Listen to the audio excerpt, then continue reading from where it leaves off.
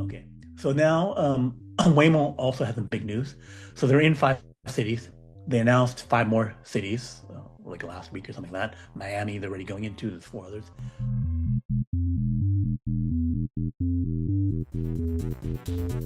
They're now about 2,500 cars, which at the beginning of the year, I think the 1,500, 1,800 cars.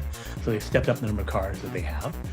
And then they'll probably, with 5 new cities at 100 cars per city, by the end of the year, that would be 3,000 cars, right? And then they're going to add another 5 cities, 15 cities by the end of 2026. And that should be 4,000 to 5,000 cars by the end of 2026. So they're making some pushes. In context, though, that would be one day of car production at the 5,000 cars for Tesla. So even though they're trying to scale ahead of Tesla, push where they can push now, this growth is not necessarily going to Tesla can still pass them. It's not like there's some people saying, oh, once they do this, then Tesla have a hard time catching up.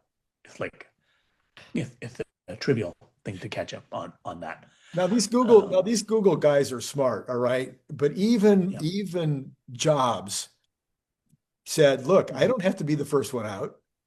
Right. In fact, in some cases, it's better to be second." Right. And I was kind of the innovator in the bicycle industry, and there was a distributor who I competed with, and he used to say, "I wait to see what Randy comes out with and which things work and which things don't, and then I copy them on the ones that work." So, it's not Tesla coming in behind Waymo in these cities, I think, is a big benefit because they've already kind of got the community looking at self-driving vehicles as something that's okay. So I'm not worried. The regulatory, they're smoothing the way on regulatory side. Right. Yeah. Is that now you're approved in Miami, now you're approved in all the other cities. There was a little map of it. Let me go. Where's the map of Waymo? Here it is. Yeah. So here's where they're looking at, into Seattle, Minneapolis, Detroit, DC, Nashville, Denver.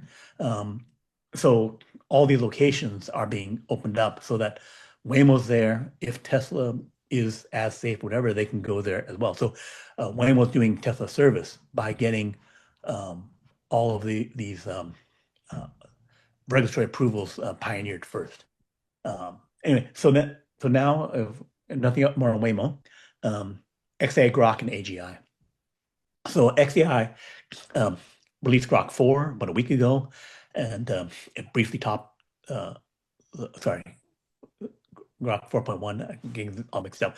So Grok 4.1 briefly topped the leaderboards, and then Google Gemini came out. Google 4.1 Fast came out like yesterday, the day before, and it tops the agentic leaderboards, and it's also very low cost on the per token. So it does the work at a very affordable level. So you need to have fast and affordable and doing agentic work for you, having it do tasks for you.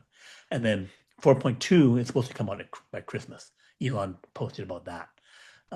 So 4.2 is supposed to be this, again, a huge step up in capability and model. And even bigger would be a Grok 5, which is now pushed to Q1 January to March, which Elon has said is 10% chance of AGI.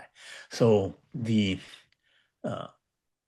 promises and the release rate of the xAI Grok models is amazing. Like every week, a new different kind of model is coming out every 3 days, something like that. And then, so it's looking almost getting to a continuous ramp where it's like, I can keep improving with reasoning, keep improving with other training, keep improving with data, and I can just shove up improved models constantly. So the improvement rate is more smooth of like improve on the point releases, a big leap up to version 5, version 6, and then improvements along the way. So it's less of you release OpenAI GPT-3, wait 2 years, and then get a GPT-4.